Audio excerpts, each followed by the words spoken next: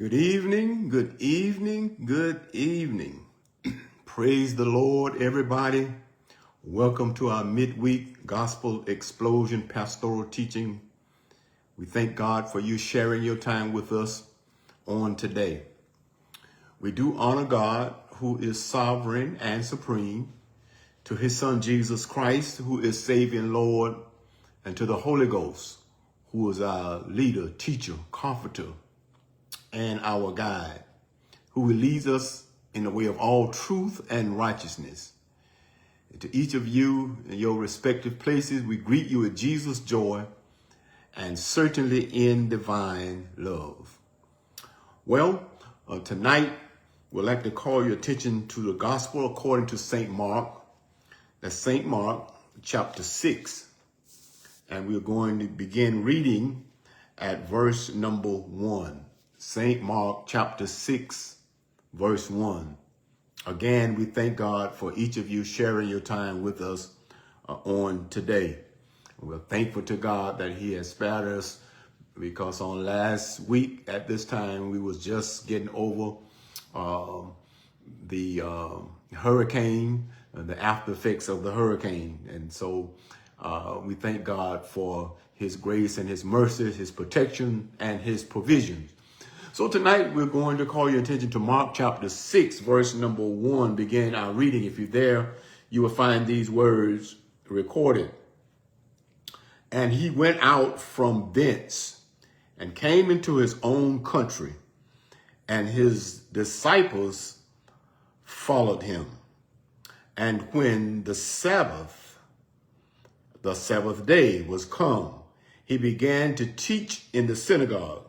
And many heard him were astonished, saying, From whence hath this man these things? And what wisdom is this which is given unto him, that even such mighty works are wrought or performed by his hands? Verse 3, Is not this the carpenter, the son of Mary, the brother of James and Jose, and of Judah and Simon? And are not his sisters here with us? And they were offended at him. But Jesus said unto them, A prophet is not without honor, but in his own country, and among his own kin, and in his own house. And he could there do no mighty work, save that he laid his hands upon a few sick folk and healed them. And he marveled because of their unbelief. And he went round about the village teaching. Shall we pray? Father, we thank you now for this teaching and preaching moment. We pray now, God, that you release your power, your presence, your anointing upon this vessel, that I may preach and teach with power and with clarity. Anoint each of us the more, that we might hear, believe, receive, explore, apply, and share this word. In advance, we give you all of the honor, all of the glory, and all of the praise, for it's in Jesus' precious name that we pray. And every heart said, Amen. Well, drawn from those first 6 verses of Mark chapter 6, we want to speak from these words: the tragedy of tying God's hands. The tragedy of tying God's hands. The disastrous or disaster, the great misfortune of tying God's hands. A disastrous event or a great misfortune to fasten God's hands, or to close God's hand by knotting a tie, if you will.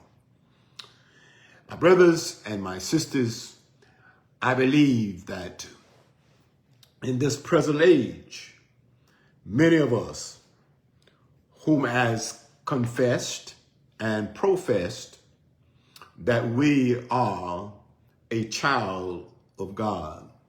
We are saved. We are sanctified. We're going to heaven anyhow. We know how to do all the sanctimonious things. We know how to do the holy dance. We know how to speak in tongue. We know how to do this and do that. But unfortunately, I believe that in this present age, there are many in Christendom who have literally tied God's hands. In other words, we have put God in a place, in a position that he can't bless us like he wants to bless us. And as we look at the text tonight, we're going to actually see how in the text, many of Jesus' own country, his hometown, literally tied his hands so he couldn't bless them like he wanted to. Now, Jesus, you know, he is our Lord and Savior. And his desire is to bless us. He came from heaven to earth to bless us. But many, even after Jesus has come and loved and labored among us, gave his life for us, he has done all of that, bled, suffered, and died for us, paid our sin debt in full, and died for our sins, and God raised him for our redemption with all power in his hand. And we still, as New Testament saints, have the tendency to tie his hands, to literally keep him from blessing us like he wants to bless us. So as we look at the text, the beginning of Mark chapter 6, Mark chapter 6 records the last visit of our Lord into his hometown of Nazareth. Now, Luke chapter 2 verse 52 says, it was there in Nazareth that he grew in wisdom and stature and in favor of God and man. Now Jesus goes back to his hometown of Nazareth. Now he had been back once before, after beginning his ministry, but now he goes back again. And it was his last time that he goes back to visit his hometown of Nazareth, where he grew up and where he grew in wisdom and stature in the favor of God. So he goes back to his hometown. You know, many of us, we grew up in a certain place, and many of us, after leaving, we have a desire to go back to our hometown and see some of our home folks and see some people that we grew up with, that we perhaps went to school with, that we played in the sand with, that we even went to church with. So now Jesus goes back to his hometown of Nazareth. Now I wonder why. Why would Jesus go back to Nazareth? You know, they had already said nothing good comes out of Nazareth, but Jesus went back to Nazareth. I believe the reason for his visit, my first point is the reason for his visit, and it's in verse 1 and verse 2, the A clause. The reason why he went back to Nazareth, the reason why he visited his hometown of Nazareth. Listen what it says. And he went out from thence and came into his own country, Nazareth, and his disciples followed him. And when the Sabbath day was come, he began to teach in the synagogue. You see that? He went back to Nazareth to teach his home folk. Now, let's see if we can get some background scripture, because let's look at Luke chapter 4, verse 21 very quickly. Luke chapter 4, verse 21. It says, and we start reading at 19. To preach the acceptable year of the Lord, and he closed the book. Jesus closed the book, and he gave it again to the minister and sat down. And the eyes of all of them that were in the synagogue were fastened on him. And he began to say unto them, this day is this scripture fulfilled in your ears. And all bare, verse 22, him witness and wondered at the gracious words which proceeded out of his mouth. And they said, is not this Joseph's son? Key word, key phrase, that last phrase there. Hold on to that. We're coming back to that. Let's look at verse 28 through 30 in chapter 4. Let's look at verse 28. And all they in the synagogue, when they heard these things, were filled with wrath, and rose up and thrust him out of the city, and led him into the brow of the hill whereon their city was built, that they might cast him down headlong. But he, passing through the midst of them, went his way, and came down to Capernaum, a city of Galilee, and taught them on the Sabbath days. Continue to read that in your leisure time. Read that through verse. I just read it through verse 30. So now my point is, the reason for his visit was to teach them. To teach them what? Well, I believe that Jesus the Christ visited his hometown, his home country of Nazareth, to demonstrate the patience of God. He went there. He went out from thence, verse 1, and came unto his own country with his disciples. Now, Luke says in chapter 4 that he had been there before, but guess what they did? They ran him out of town. So now he comes back to his home country because he wanted to demonstrate the patience of God. You do know that Jesus was God in the flesh. So although they had ran him out of town previously, he comes back to his hometown. There's something within us that has the tendency to want us or have that we have a desire to help somebody in our hometown, our home country, our home city. So he went back to demonstrate the patience of God. Jesus the Christ is long-suffering toward us, not willing that any should perish. He didn't want anybody in his hometown to perish. So although they ran him out of town, he goes back to demonstrate the patience of God. Again, I must say, Jesus the Christ, the triune God, is long-suffering toward us, not willing that any should perish, but all should come to repentance. That's in 2 Peter chapter 3, verse 9. How patient, listen carefully, and listen, how patient has God been with you? Think about it. How many opportunities has he given you to have a closer walk with him, to obey his commands, to obey his word? How many opportunities has he given you? Jesus the Christ, the Son of God, our Lord and Savior, was on a mission and he had a purpose and a plan. So the reason for his visit to his home country of Nazareth was to demonstrate the patience of our God.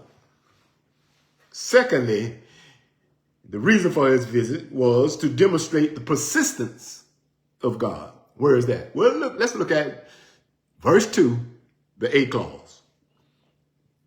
And when the seventh day was come, he began to teach in the synagogue.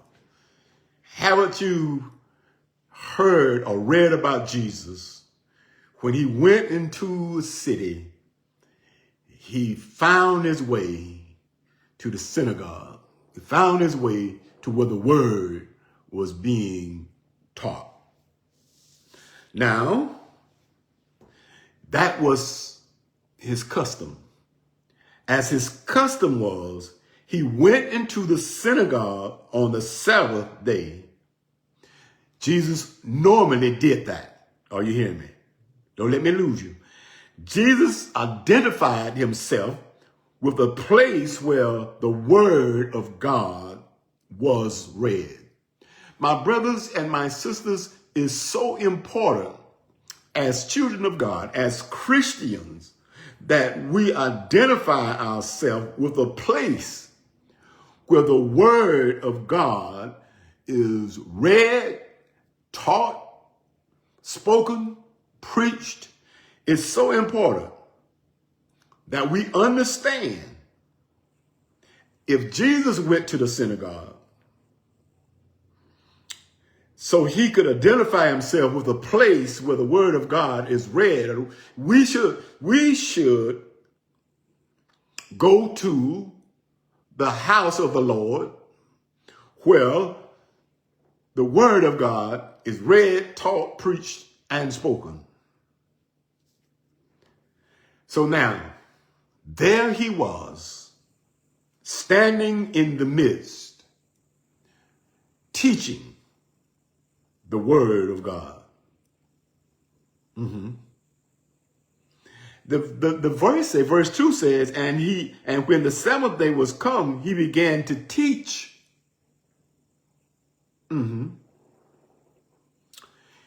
He came to visit Nazareth to demonstrate the patience of God, but also to demonstrate the persistence of God.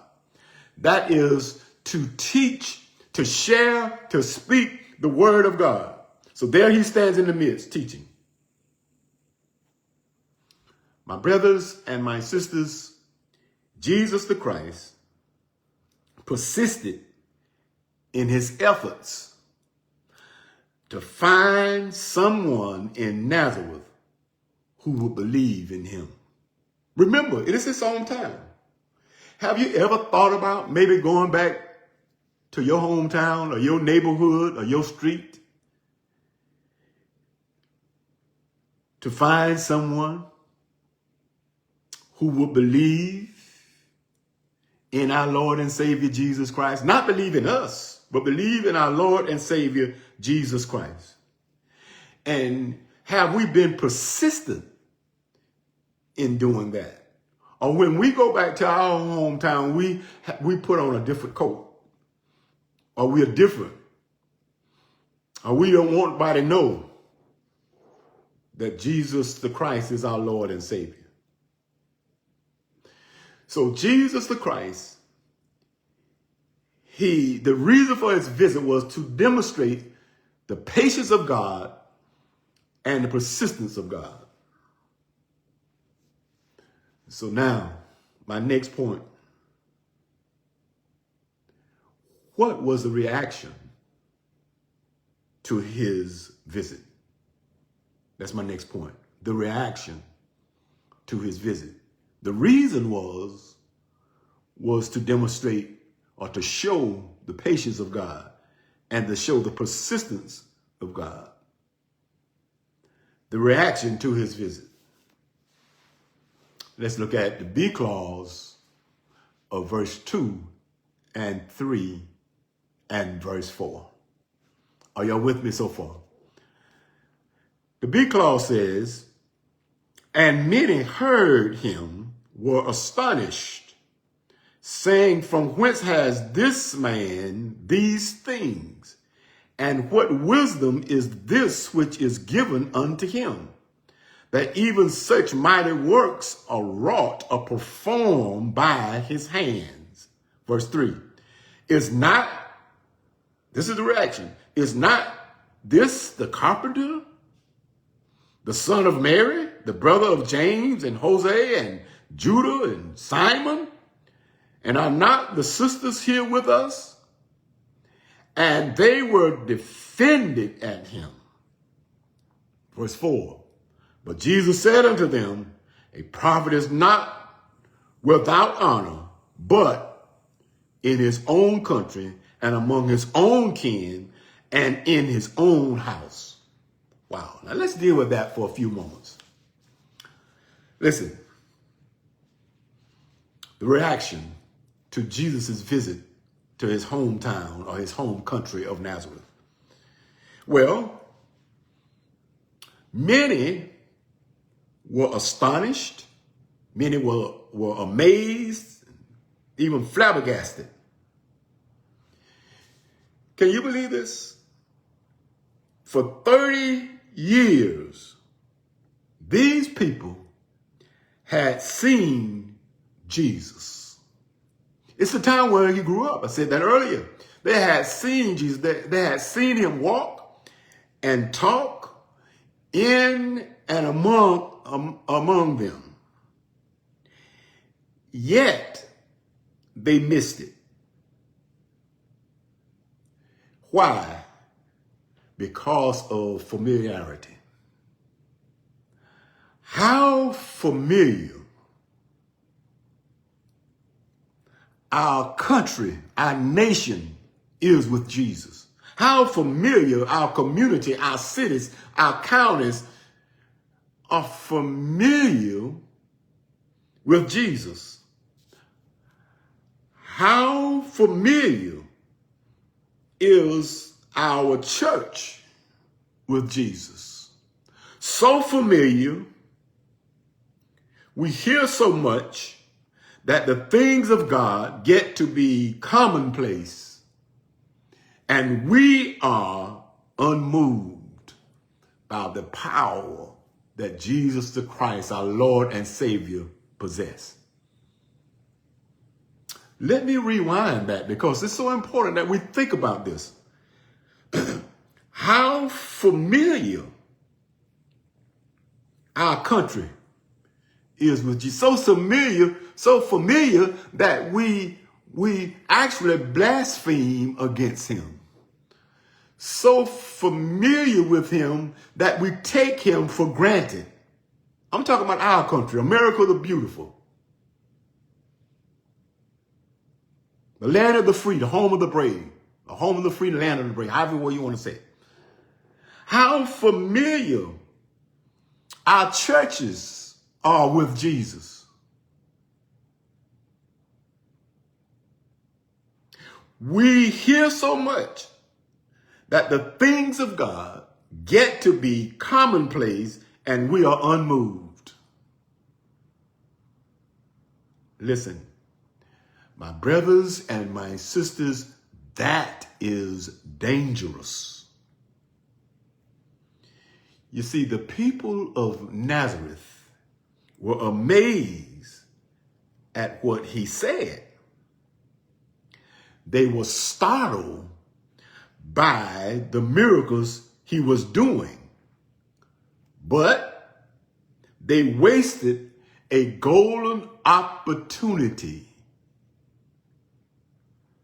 because they were sarcastic. They wasted a golden opportunity to be blessed by the Lord and Savior Jesus Christ. And many of us, we are missing a golden opportunity to be blessed, to be healed, to be given the things that God wants to give us because of familiarity.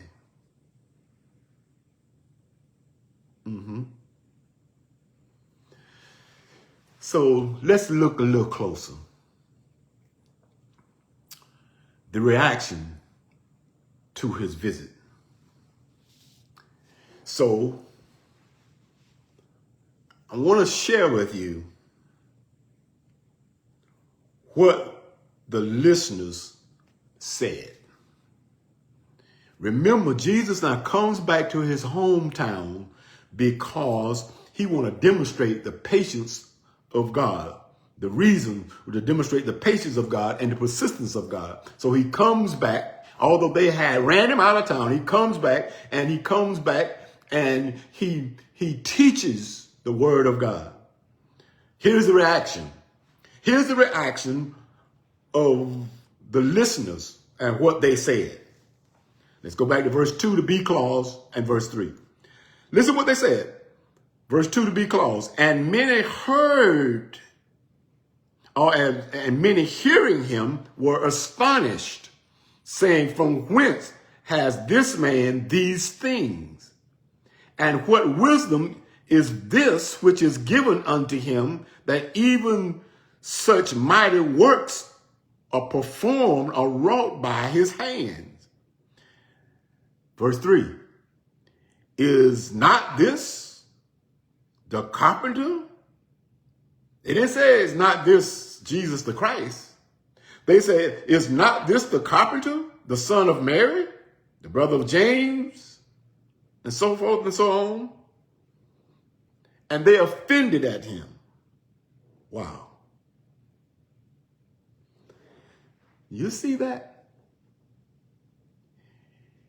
In his hometown where he grew up, where he lived for 30 years, he comes back to literally help them.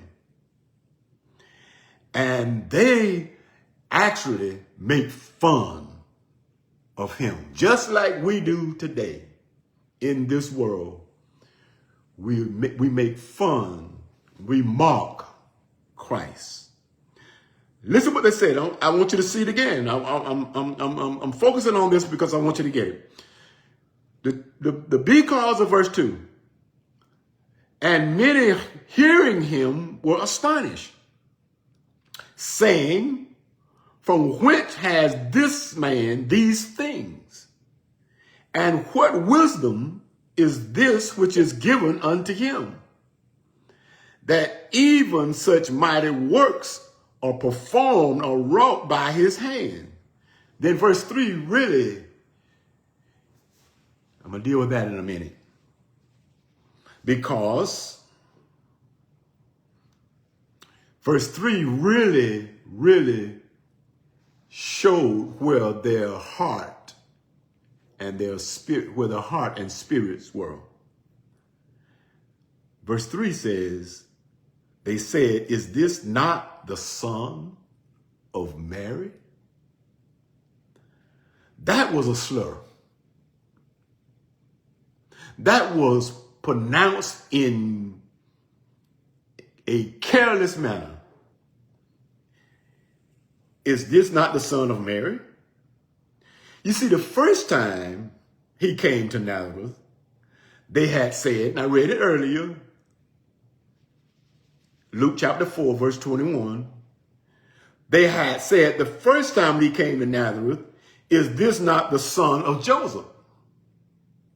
Now, because of the common gossip, now the common gossip about the origin and birth of Jesus is now beginning to come out. Now, you know, the street committee had been saying some stuff, and they had been saying it for 30 years. But now it's beginning to come out. They were also, the text says in the last clause of verse 3, they were also offended at him. They stumbled at him. They didn't expect anything out of the ordinary for someone so close to home. Wow. That is apparent in today's society. People will look over people close to them. They could be saying the same thing someone far away saying, but they'll look over the one close to them. because they don't expect anything out of the ordinary for someone so close to home. They didn't expect anyone from their hometown to know much.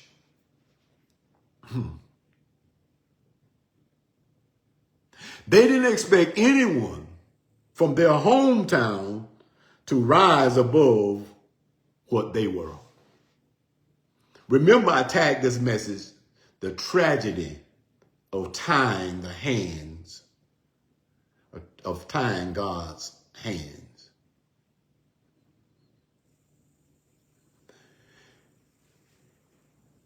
The reaction to Jesus' visit by the listeners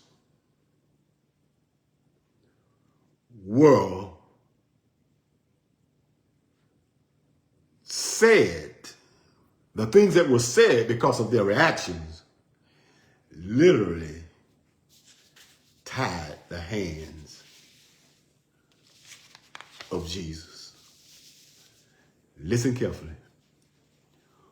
What we say about Jesus can literally tie his hands, can cause us to be blessed. And many of the times, it's not just what we say, it's what we do about Jesus. What we do with Jesus causes his hands to be tied and can't do the things that he really wants to do for us, within us, and through us. So we notice what the listeners said. We notice the listeners' reaction. Let's notice what the Lord said. Let's notice what the Lord's response was. It's in the next verse. Listen what he says, verse 4.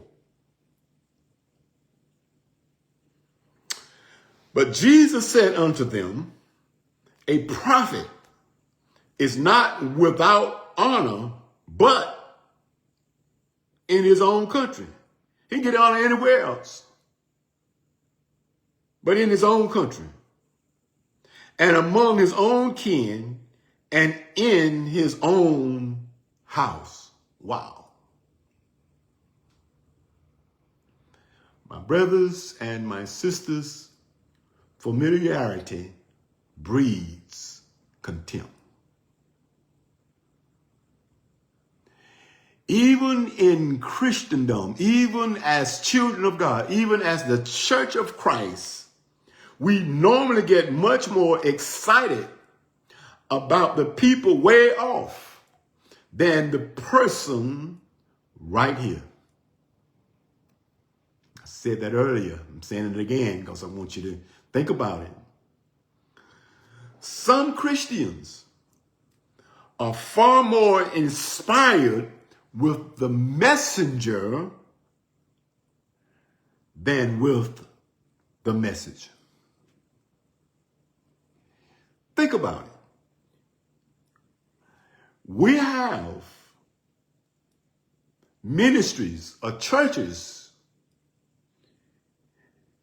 and don't get me wrong, I'm not kicking on mega churches, but we have mega churches with 20,000, 30,000.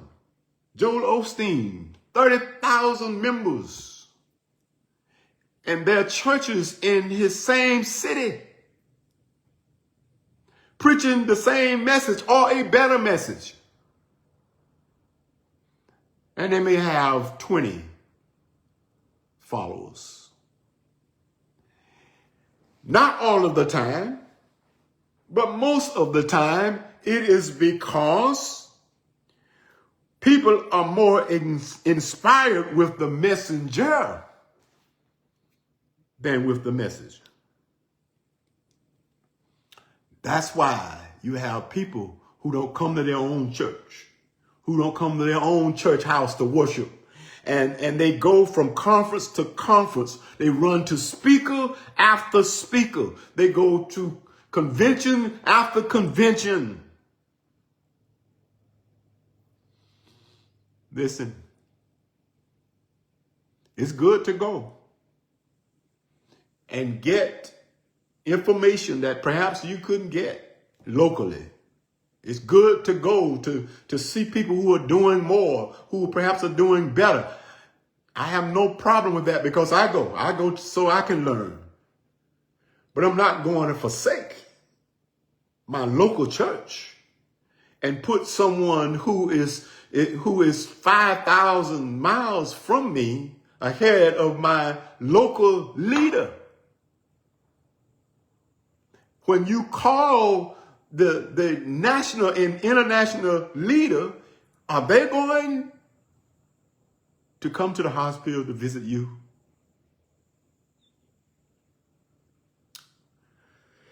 So, the bottom line is right here.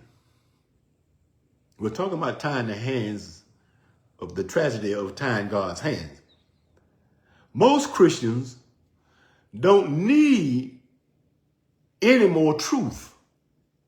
Why do I say that, Pastor? Because we just need to practice the truth we already know.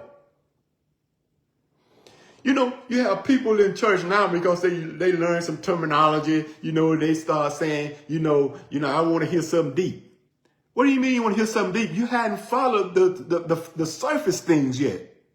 You hadn't learned to love your neighbor, but you want to hear something deep. You want to hear the meaning of the text in Hebrew and Greek and all of that. You hadn't learned the surface things. You hadn't learned that thou shalt not lie. So, the people of Nazareth was too familiar with Jesus. So Jesus responded by saying, a prophet is not without honor, but in his own country and among his own kin and his own house. Wow. Many today have fallen in that rut of familiarity. They're too familiar that they miss their blessing. They're too familiar with Jesus. Can you believe that? It's true. We've heard about this Jesus. We've heard about the Savior. Heard about this Christ. Many of us in Christendom since we've been old enough to hear. But what happened is, because we are so familiar, we miss getting our blessing. So now, we have noticed the reason for his visit, to demonstrate the patience or show the patience of God, to show the persistence of God. The reaction to his visit is what the listeners said. They said something literally negative. They really mocked Jesus. They said, isn't this Mary's boy? Somebody look at you, and although God is blessing you and anointing you, they'll say, oh, isn't that Daisy boy? They said, whence has this man, verse 2 to be close, whence has this man these things? And what wisdom is this which is given unto him, that even all his mighty works are wrought, are performed by his hand? Isn't not this the carpenter, the son of Mary, They were offended at him.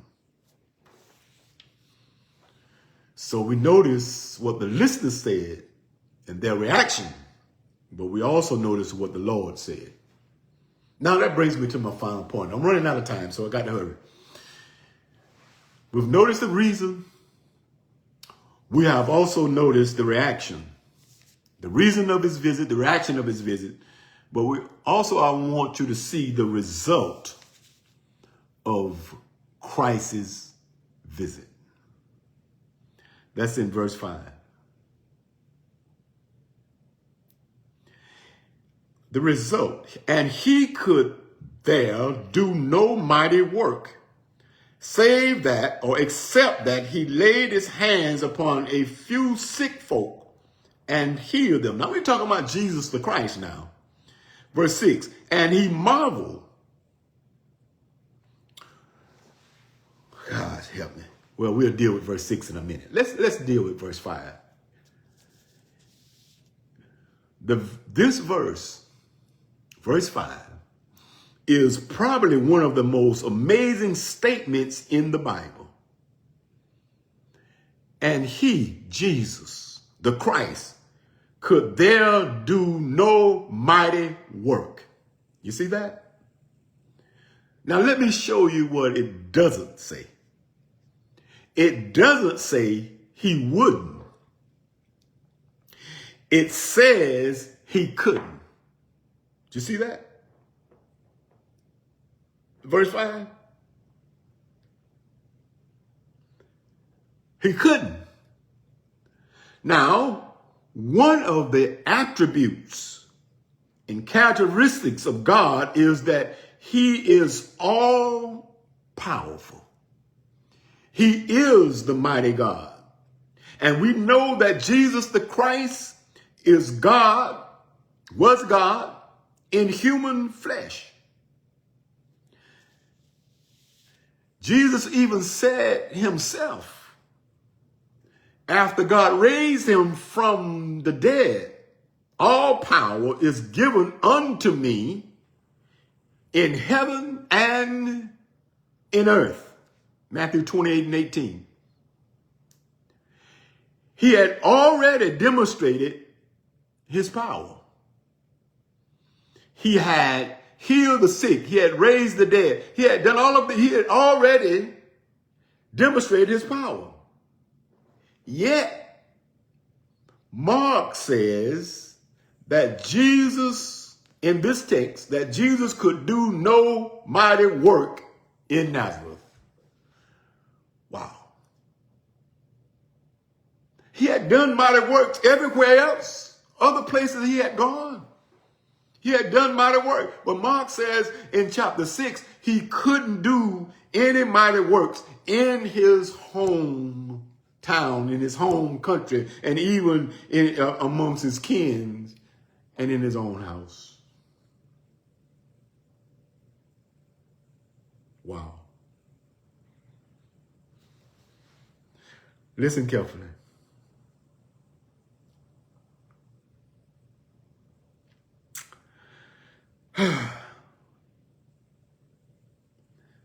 This verse, I wanted that to sink in for a minute. This verse talks about tying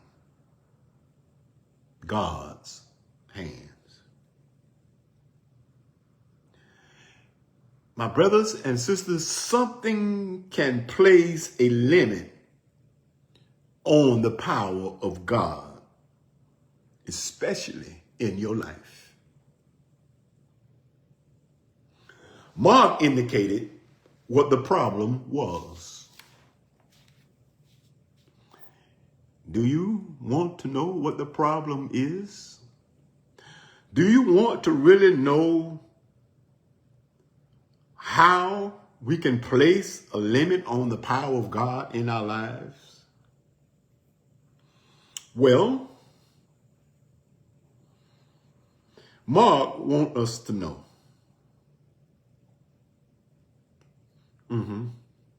So what does Mark say? Mark says that what the problem was that he marveled because of their unbelief. You see that in verse 6? No miracles because of people unbelief. You said we can say a lot of stuff. We can talk a good talk. We can talk a good game, but do we really believe? Do we really believe what Jesus says and have faith in what he says? Because you have to take it from just belief into faith. And faith is belief or conviction plus corresponding action. So there were no miracles because of the people's unbelief. Jesus the Christ, although he was sovereign God, had voluntarily placed a limitation on his power. Why? Because of unbelief. So what does that say to you and me? Well, it says to me that God's power can be limited in the church by the congregation lack of faith. Let that sink in for a minute too. But let me rewind the tape. And I got to hurry because I'm running out of time. It says to me that God's power can be limited in a church by the congregation's lack of faith. My brothers and my sisters, there is no limit to what God wants to do and can do in a congregation of faithful folk. But there is a switch that can either turn on or off the power of God. And that switch is faith, belief or conviction plus corresponding action. Hear me well. I'm closing in a minute. God will not come into a life where he is uninvited or unwanted. And he knows whether or not you are inviting him or you want him. So in the text,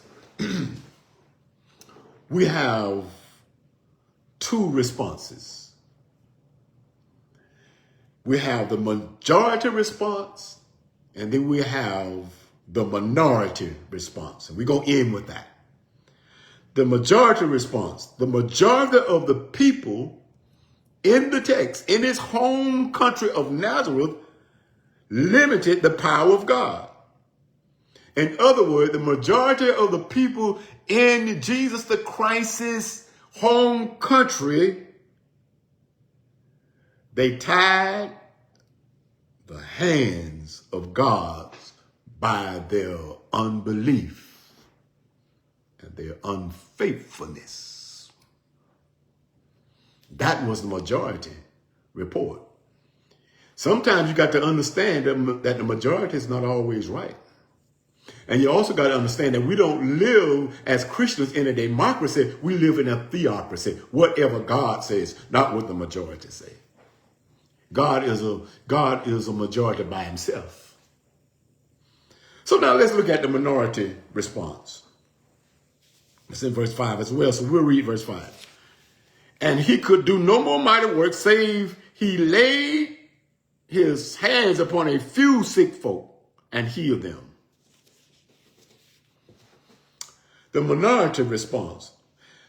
There was a few sick folk on whom Jesus laid his hands and healed them. Maybe the majority of people will keep the Lord out of their lives. Think about it. And I believe that's happening today. The majority of the people will keep the Lord out of their lives by tying his hands. But guess what? You don't have to be, or you don't have to do that. You don't have to keep the Lord out of your life. You have a choice. God gives us a choice. God is pro-choice. You can say right now, right where you are, I don't care what the rest of them say. I don't care what the rest of them do. I have heard what he has done for others, and I believe he will do it for me. I believe that he has healed others. He has blessed others. He has saved others. He can do it for me.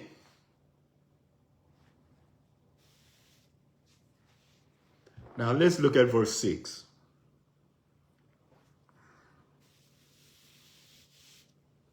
Marveled. And he marveled because of their unbelief. Only one other time in scripture does it says that Jesus marveled. And that's in Matthew 8, chapter 8, verse 10. Let's go there for a few minutes. Matthew chapter 8, verse 10. And when I read it, you'll remember it. When Jesus heard it, he marveled and said to them that followed, Verily, verily, I say unto you, I have not found so great faith, no, not in Israel.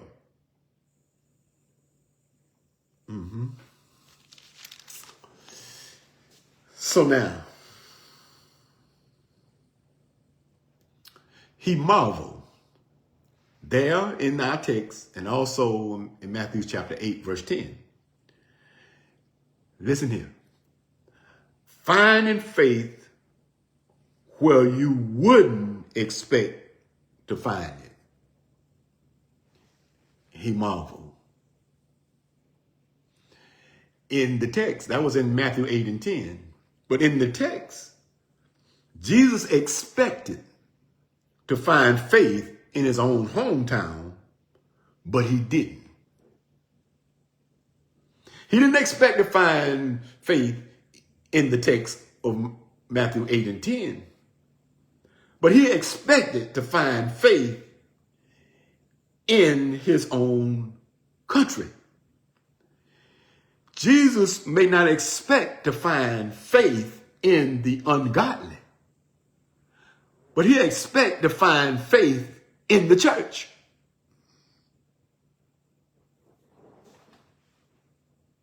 But sometimes he doesn't. Because many times we got more faith in ourselves and more faith in things and people and places than we have in God, the triune God.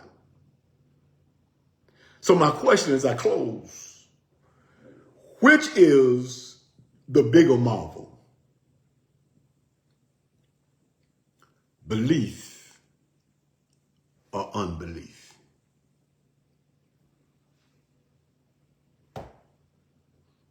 The text says he marveled because of their unbelief. Again, which is the bigger marvel? Belief or unbelief? My brothers and my sisters, unloose God's hands in your life. Don't tie his hands because of your unbelief. If you hadn't started, if you have continued and continue in a mighty way to believe the triune God, God the Father, the Son, and the Holy Spirit can do everything that he said. And not just believe it, but begin to have faith in it by putting your belief or your conviction into action. The people in Jesus' hometown, the majority of them didn't believe. And most of them didn't believe because they were so familiar with him. He grew up there, spent 30 years of his life there. But don't let familiarity cause you to tie the hands of God and miss your breakthrough, miss your blessing, miss what God has in store for you. Shall we pray? Father, we thank you now for this moment. We thank you for your word tonight. We pray now, God, that this word sink deep into our hearts, minds, and our spirits, that we will become better Christians, better disciples, better ambassadors of yours as we carry out the assignment that you have given us individually and collectively. We thank you for those who have come, who are listening to share, to receive this word on tonight. We pray for the church, the call out ones, the ecclesia, the body of Christ. We pray that you will keep us strong, that keep your arms around us, protect us from hurt, harm, and danger. We pray that you give us insight and foresight of what you will have us to do as we carry out this assignment and as we journey from earth to heaven. Bless those who are sick and shut in. Bless those who are dealing with maladies and diseases. Help them to understand that you are still a doctor that never lost a sick patient, a lawyer that never lost a case, that you are still in the healing business, that you're still in the business of making ways out of no ways, that you're still God. We pray for those who may have backslidden.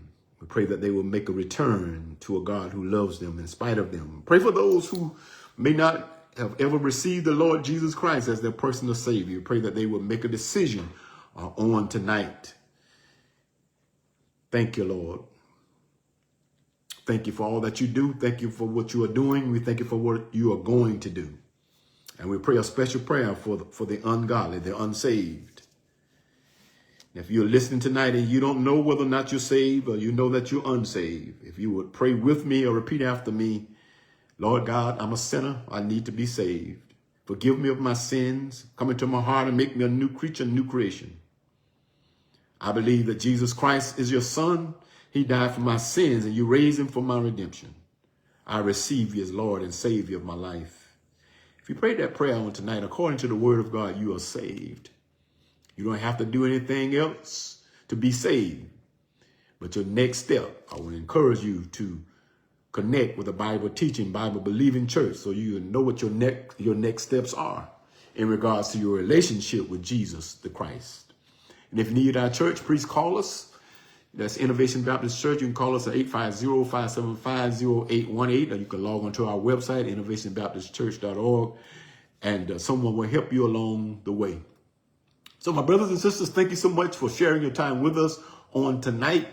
Until Sunday morning at the 9:45 a.m. hour, you can visit us online again, or you can visit us at the sanctuary at 2150 Bellevue Way in the capital city of Florida, Tallahassee, 9:45 a.m. for our Sunday morning worship experience. Until then, stay safe, stay strong, and be blessed is our prayer.